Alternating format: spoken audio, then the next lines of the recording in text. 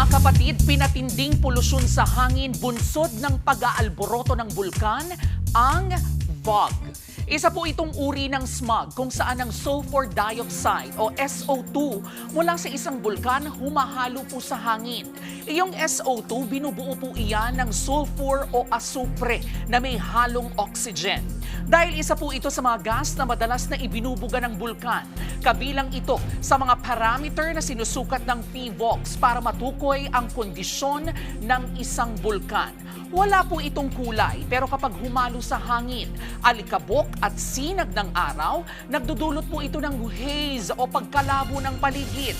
Ang amoy po nito maihahalin tulad sa sinindihang posporo o paputok. Sa pag-aaral, sinasabing ang fog ay nagdudulot ng iritasyon sa mga mata, lalamunan, ilong at respiratory tract. At dahil nga acidic ito, maaari itong humalo pa sa mga droplet ng tubig sa himpapawid at makabuo ng acid rain.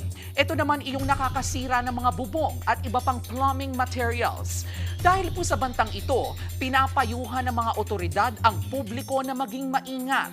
Magsuot po ng face mask at hanggat maaari, kung di naman kailangan, huwag na pong lumabas ng bahay. Laging alalahanin na tulad ng K-Alaman, ang ating kaligtasan ay K-Yamanan.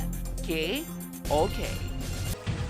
Mga kapatid, ito po ang inyong K-Alaman Queen, Kalad Karen. Always remember na ang K-Alaman ay K-Yamanan. Kaya para sa latest showbiz news at dagdag impormasyon, mag-follow at mag-subscribe sa social media pages ng News 5. K-OK.